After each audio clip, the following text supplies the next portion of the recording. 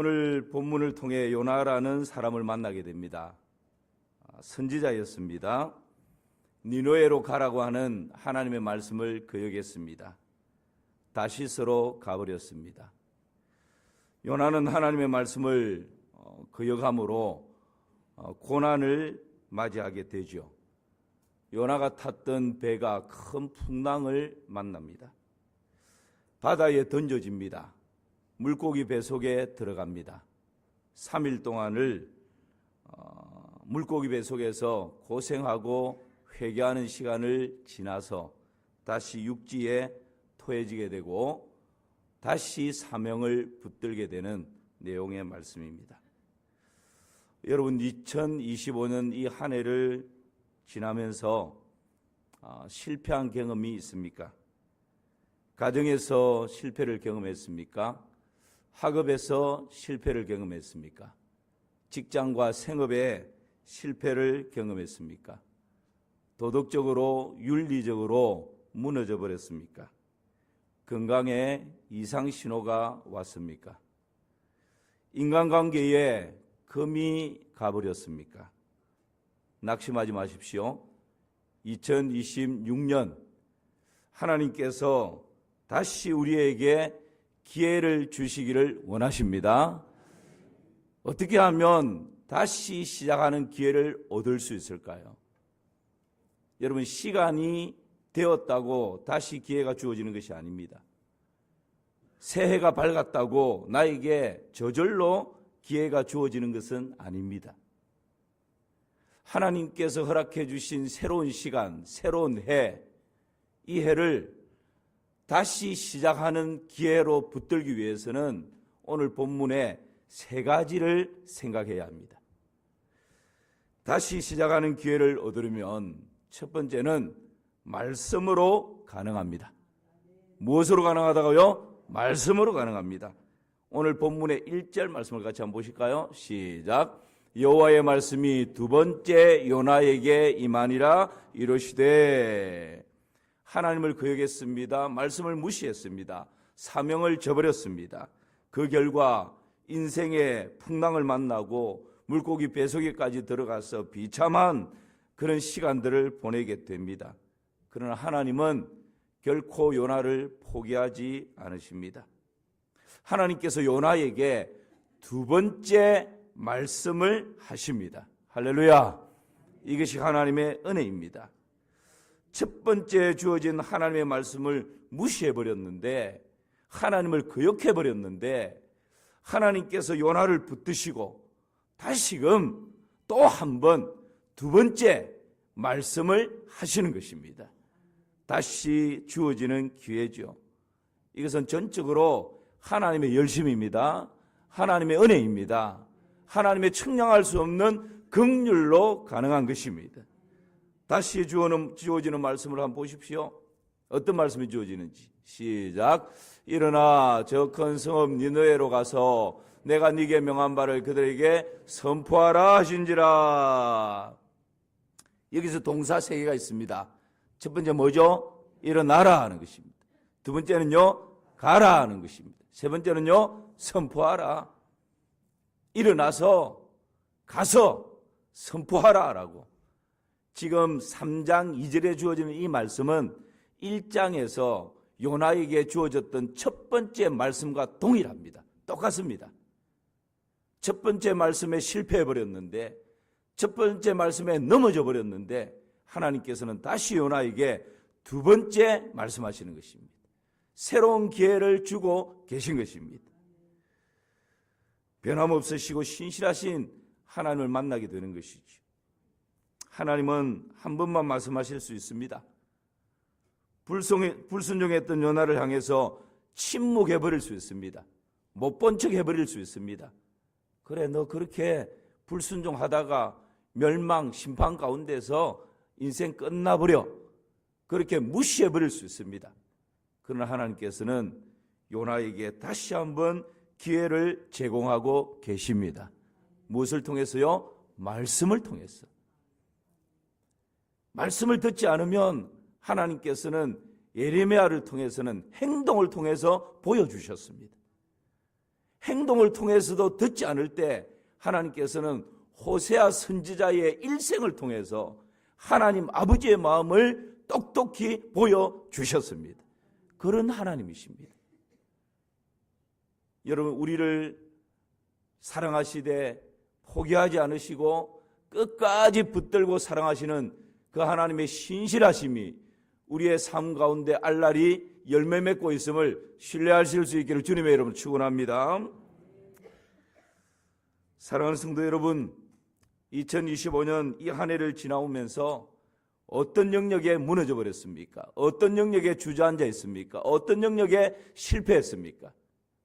하나님의 말씀을 들으십시오. 너희를 향한 나의 생각은 내가 안 하니 재앙이 아니라 곧 평안이요 너희 장래에 소망을 주려 하는 생각이라. 너희가 내게 부르짖으며 와서 내게 기도하면 내가 너희를 들을 것이요 전심으로 나를 찾고 찾으면 나를 만나리라.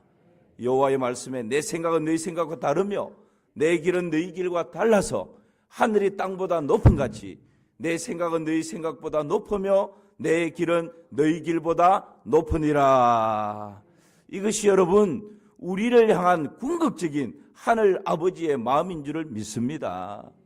우리를 향한 하나님의 본심은 재앙이 아니라 말씀하십니다. 우리에게 소망을 주려 하는 생각이라 말씀하십니다.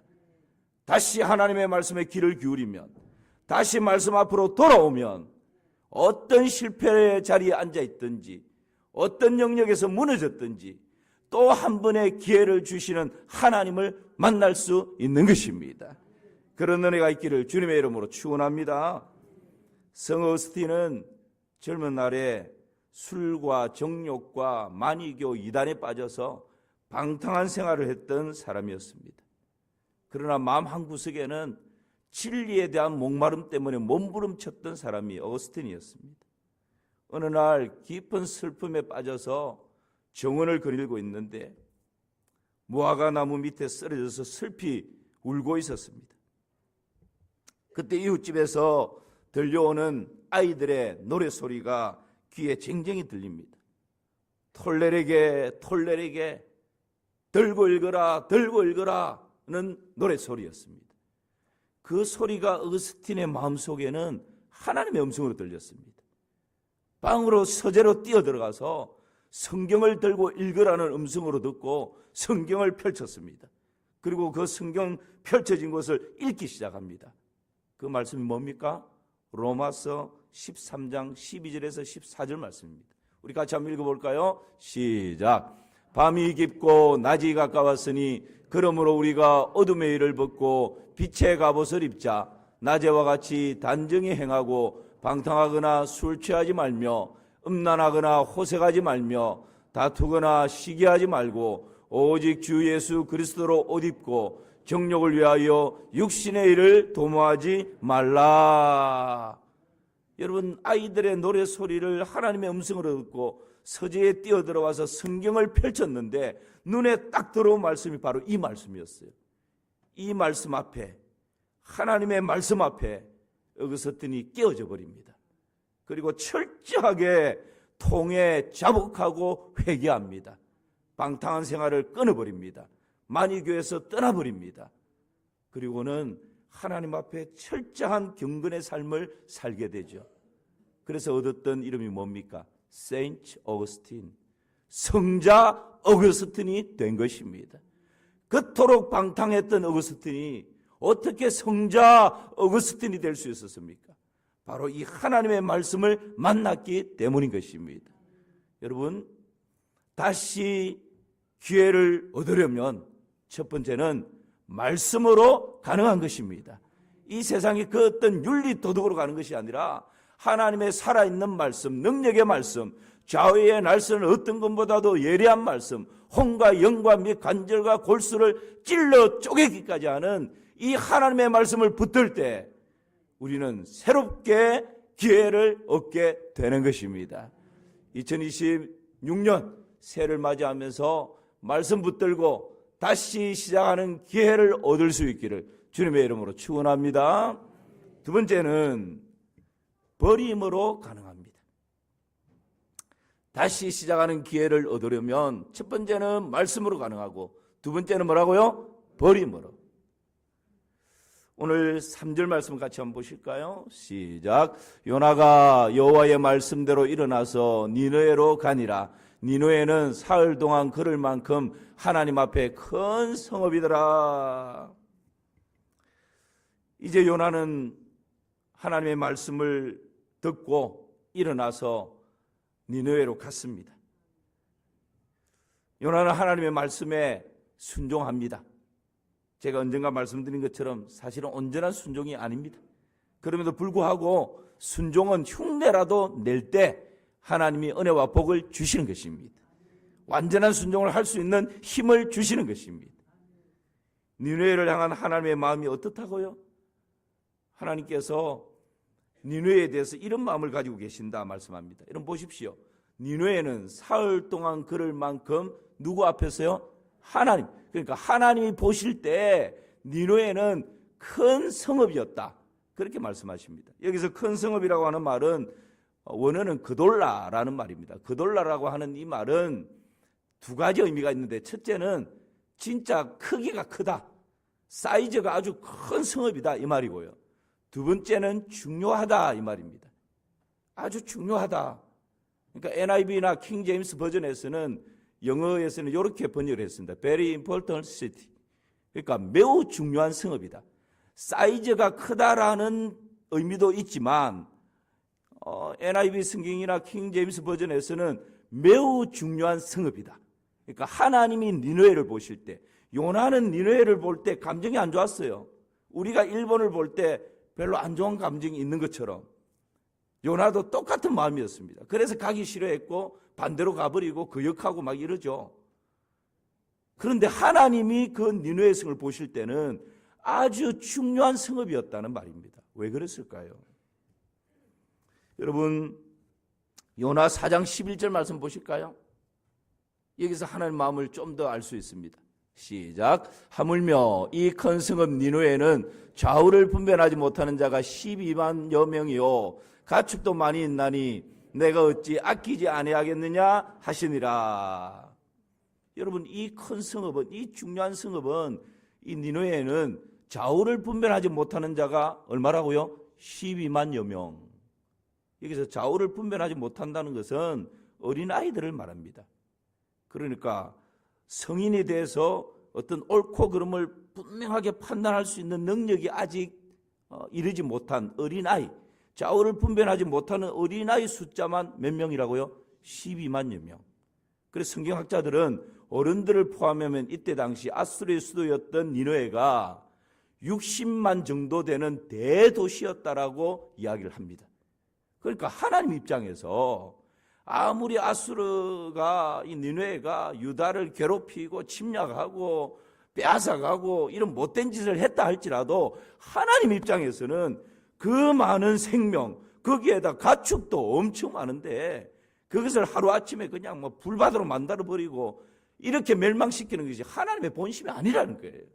하나님이 보실 때는 그 성읍이 아주 중요한, 매우 중요한 성읍이었다. 이것을 지금 요나에게 하나님 아버지의 마음을 말해주고 계시는 것이죠. 여러분 요나는 두 번째 주어진 하나님의 말씀에 순종하기 위해서 이제는 자신을 버립니다. 요나는 니느웨에 대한 자신의 미운 감정을 내려놓습니다. 니느웨 사람들에게 회개의 기회를 주시는 하나님에 대한 불평도 내려놓습니다. 자아를 버립니다. 자아가 살아서는 결코 말씀에 순종할 수 없기 때문에 그렇습니다. 내가 죽어야 주님이 삽니다. 내가 죽어야 말씀이 살아 역사하는 것입니다. 내가 살아있을 때는 말씀이 역사할 수 있는 것을 내 자신이 막아버리기 때문에 하나님의 역사와 하나님의 기적을 경험할 수가 없는 것입니다. 풍랑이 왜 있는 것일까요? 나를 죽이기 위해서 있는 것입니다. 풍랑을 만난 배는 짐을 버려야 살 수가 있는 것입니다. 하나님은 풍랑을 통해서 내가 버리지 못하고 있는 그것을 버리도록 계획을 하고 계십니다. 예수님의 제자들은 버림을 통해서 놀라운 주님의 제자로 시험을 받지 않습니까? 베드로는 그물을 버림으로 예수님의 수제자가 되었습니다. 야고보와 요한은 아버지와 배를 버림으로 사랑의 사도가 되었습니다. 세리마태는 세관에서 관직을 버림으로 여러분 참 영생의 복을 얻게 되었던 것입니다. 사도 바울은 지금까지 붙들고 있었던 모든 자랑거리를 배설물로 다 버림으로 정말 중요한 하나님 나라의 가치를 붙들며 그 깃발을 흔들 수 있었던 것입니다. 여러분, 새로 다시 기회를 얻기 위해서는 내가 집착하고 있는 것, 내가 붙들고 있는 것을 과감하게 내려놓을 때, 버릴 때 하나님께서 계획해 두신 새로운 기회를 얻게 되는 것입니다. 말레이시아에서는 원숭이를 잡을 때 빈 병과 맛있는 과자를 가지고 잡는 데입니다. 입구가 아주 좁은 호리병처럼 이런 병에 원숭이가 좋아하는 과자를 듬뿍 넣어 놓습니다. 그럼 원숭이가 그 병 안에 있는 과자를 먹기 위해서 그 좁은 입구에 손을 막 해서 억지로 손을 넣습니다. 그리고는 좋아하는 과자니까 한 주먹 이렇게 쥐죠. 그리고는 쥐기는 쥐었는데 빼려고 하니까 안 빠지지 않습니까? 그때 사람이 다 와서 원숭이를 잡으려고 하는데 이 어리석은 원숭이가 사람이 오면 도망가기 위해서는 어떻게 해야 될까요? 놓아야죠. 버려야죠. 아무리 맛있어도 자기 목숨하고 이 과자하고 바꾸면 되겠습니까? 근데 끝까지 붙들고 있는 거예요. 그러다가 원숭이 잡으려고 과자를 놓았던 사람이 그냥 덥석 잡혀서 평생 그냥 그 종으로 살아가게 되는 것이지. 여러분, 때로는 하나님께서 우리를 통해서 일하고 싶어 하시는데 하나님께서 우리를 통해서 가지고 계신 계획이 너무 크고 놀라운데 그것만 딱 놓아버리면, 그것만 버리면 하나님께서 나를 붙들어서 마음껏 조여롭게 쓰시기를 원하시는데 그걸 끝까지 붙들고 있는 그런 경우들이 들어 있습니다. 하나님께서 다시 기회를 주실 때, 다시 주시는 기회를 얻기 위해서 두 번째는 어떻게 해야 된다고요? 버려야 하는 것입니다. 첫 번째는 뭐로 가능하다고요? 말씀으로 가능하고, 두 번째는 버림으로 가능합니다. 마지막 세 번째는 순종으로 가능합니다. 뭘로 가능하다고요? 순종입니다. 요나 3장 4절 말씀 우리 같이 한번 보실까요? 시작. 요나가 그 성읍에 들어가서 하루 동안 다니며 외쳐 이르되 40일이 지나면 니느웨가 무너지리라 하였더니, 요나가 순종을 결심했지만 모든 것이 형통하고 평탄한 것만 아니었습니다. 순종하고 니느웨 성에 갔습니다. 큰 성읍입니다. 3일 동안 돌아야 이 성읍을 한 바퀴 돌까 말까 한데 그냥 하루 희딱 돌고 끝내버립니다. 왜 그럴까요? 희망의 메시지가 아니었습니다. 심판의 메시지입니다. 멸망의 메시지입니다. 모두가 듣기 싫어하는 메시지입니다. 저도 오늘 여기에서 여러분 계속 회개를 말하고 죄를 말하고 심판을 말하고 멸망을 말하면 여러분 망년에 안 가고 송구 영신예배 왔는데 마음이 얼마나 무겁겠습니까? 다 그런 마음이겠죠. 그러나 희망을 말하고 소망을 말하고 축복을 말할 때 여러분 막 기대함이 일어나죠. 근데 니느웨에 의해 주어지는 하나님의 말씀에 순종하면 뭔가 막 희망이 보여야 되는데 멸망할 것이다, 죽을 것이다, 심판이 임한다, 이 메시지니까 전하는 이 요나 입장에서는 얼마나 마음이 부담이 있겠어요. 결코 환영받을 수 없는 메시지였습니다. 얼마나 큰 무게가 마음을 짓눌렀었겠습니까? 순종을 결심한다고 모든 것이 평탄한 것만 아닙니다. 여러분이 오늘 메시지를 듣고 말씀으로 가능하고 버림으로 가능하고 순종으로 가능하기에 순종을 결심했다 할지라도 내가 순종을 결심하면 묶였던 부분이 풀려지고 막혔던 것이 열려지고 뭔가 막 평탄하게 일이 진행되고 그렇지 않습니다. 오히려 순종하기 위해서 내 자아가 죽어야 되고 대가를 지불해야 되고 여러 가지 어려움이 있을 수 있습니다. 요나가 그런 형편이었습니다. 희망이 아니라 멸망이었고 심판이었고 마음에 엄청난 부담을 가지고 지금 순종의 발걸음을 내딛게 되는 것입니다. 그럴 때 여러분 어떤 일들이 일어납니까? 요나가 말씀드린 것처럼 그냥 하루길 다니면서 회개하세요. 멸망된 맞습니다. 하나님이 심판하실 겁니다. 대충 덤성덤성 그렇게 메시지를 전했는데 여러분 이 메시지 앞에 하루가 못되어 효과가 나타나기 시작합니다. 온 성이 술렁이기 시작합니다. 하나님께서 그 성읍에 있는 사람들의 마음을 변화시키기 시작합니다. 놀라운 변화의 새바람이 불기 시작하는 것입니다. 여러분 놀라운 변화는 사람이 하는 것이 아닙니다. 사람은 순종할 따름입니다. 순종의 흉내라도 낼 때 하나님께서 순종의 열매를 맺게 하시는 것입니다. 가나 혼인잔치에 물이 포도주로 되는 변화도 마찬가지입니다. 물을 포도주로 만드는 사람은 종들이 아니었습니다. 종들은 다만 예수님의 말씀에 순종했을 뿐입니다. 그 빈 항아리에 물로 채웠을 뿐입니다. 그런데 그 물을 떠서 연회장에 갖다 주었더니 순종했더니 그 물이 무엇으로 바뀌었다고요? 포도주로 바뀐 것입니다. 이 놀라운 기적의 역사는 순종의 열매는 하나님께서 맺게 하시는 것입니다. 우리는 순종하면 하나님께서 일하기 시작하시는 것입니다. 그래서 여러분 요나 3장 5절 말씀 한번 보십시오. 어떤 일들이 일어난지. 시작. 니느웨 사람들이 하나님을 믿고 금식을 선포하고 높고 낮은 자를 막론하고 굵은 베옷을 입은지라. 요나가 완전한 순종이 아니라 절반의 순종도 안 되는데 순종의 흉내만 냈는데 하나님께서는 그 니느웨 성에 놀라운 기적을 베풀었습니다. 하나님을 믿고 금식을 선포하고 높고 낮은 자를 막론하고 굵은 베옷을 입었다는 것은 모두가 다 금식하며 하나님께 회개하고 통회하고 자복했다는 말입니다. 짐승들까지. 여러분 짐승들까지 금식을 시키고 회개하는 이런 일은 성경에 잘 없어요. 이런 일들이 이방 니느웨에서 일어난 것입니다. 대가를 지불하고 순종했을 때 놀라운 역사가 일어납니다.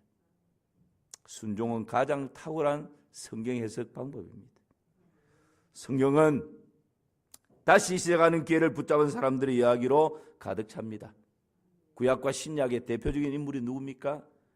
구약의 다윗, 성군 다윗이라고 하지만 다윗은 인생에 치명적인 범죄를 하게 됩니다. 간음의 죄를 짓고 살인의 죄를 짓고 나단 선지자의 책망 앞에 거꾸로 져버립니다. 통회하고 자복하며 철저하게 회개하고 다시 하나님의 말씀을 붙듭니다. 그리고 순종하기로 다짐합니다. 그럴 때 다윗은 하나님의 마음에 합한 자로 그 인생을 아름답게 마무리 짓게 되는 것입니다. 신약의 베드로, 예수님의 수제자였습니다. 그러나 예수님을 부인합니다. 나는 그런 사람 모른다고 맹세합니다. 그 예수님을 저주까지 해버립니다. 부인하고 맹세하고 저주해버렸습니다. 배신자의 아이콘이 되어버렸습니다. 그랬던 베드로, 주님께서 포기하지 않으시고 그 베드로를 찾아오십니다. 요한의 아들 시몬아, 네가 나를 사랑하느냐? 요한의 아들 시몬아, 네가 다른 사람들보다 나를 더 사랑하느냐? 그때 베드로는 다시 주어지는 말씀 앞에 거꾸로 져버립니다. 이전과는 다릅니다. 내가 주님을 사랑하는 줄 주께서 아시나이다. 내가 주님을 사랑하는 줄 주께서 아시나이다. 여러분, 이 베드로의 고백 앞에 주님께서는 내 양을 먹이라, 내 양을 치라, 다시금 기회를 주시는 것입니다. 두 번째 사명을 허락해 주시는 것입니다. 이것이 다시 얻는 기회입니다. 말씀 마무리합니다. 다시 시작하는 기회를 얻으려면 세 가지 말씀을 드렸습니다. 첫 번째, 뭘로 가능하다고요? 말씀으로 가능합니다. 다시 시작하는 기회를 얻으려면 두 번째는요, 버림으로 가능합니다. 다시 시작하는 기회를 얻으려면 세 번째는요, 순종으로 가능합니다. 2026년 곧 있으면 새해가 밝아올 것입니다. 말씀과 버림과 순종으로 이 새해 새로운 기회를 얻게 되는 우리 모든 성도님들 되시기를 주님의 이름으로 축원합니다.